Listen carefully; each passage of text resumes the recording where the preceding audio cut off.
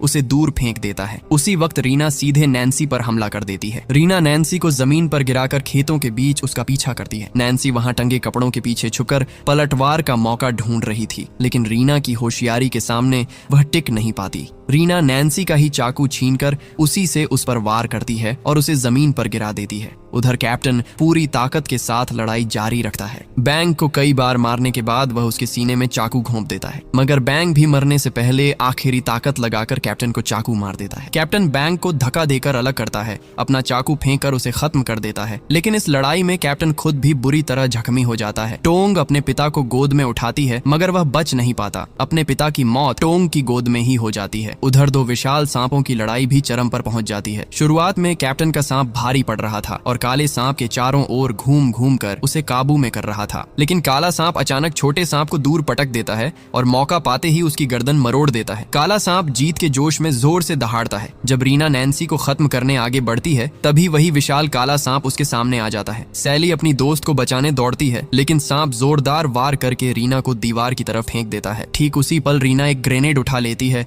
और उसे सांप के मुंह की तरफ फेंक कर उड़ा देती है। जोरदार धमाके से सांप की आंखें खराब हो जाती हैं और वह अंधा हो जाता है। अंधे होने के बाद सांप सामने जो भी आता है उसी पर हमला करने लगता है। नैन्सी अपनी बहन सैली को बचाने दौड़ती है, लेकिन खुद ही सांप के मुंह में चली जाती है और निगल ली जाती है। इसी मौके का फायदा उठाकर बाकी लोग वहां से भागने की कोशिश करते हैं, मगर विशाल सांप उन्हें कोने में फंसा देता है। हैरानी की बात यह होती है कि जब वे मरने ही वाले होते हैं, तभी जमीन जोर जोर से कांपने लगती है। डर के मारे वह काला सांप अपनी पूंछ समेटता है और वहां से भाग जाता है। तभी दिखाया जाता है कि पानी के नीचे से पहले के सभी सांपों से भी कहीं ज्यादा विशाल एक और सांप जाग उठता है। वह जबरदस्त दहाड़ के साथ सबको डरा देता है और फिर शांति से समंदर की तरफ लौट जाता है और गायब हो जाता है। कुछ दिनों बाद जो लोग बच जाते हैं, वे अपने मरे हुए साथियों और टोंग के पिता को दफनाते हैं। उस मनहूस द्वीप को छोड़ते समय वे मन ही मन कसम खाते हैं कि इस भयानक एडवेंचर को वे जिंदगी भर नहीं भूलेंगे। और इसी तरह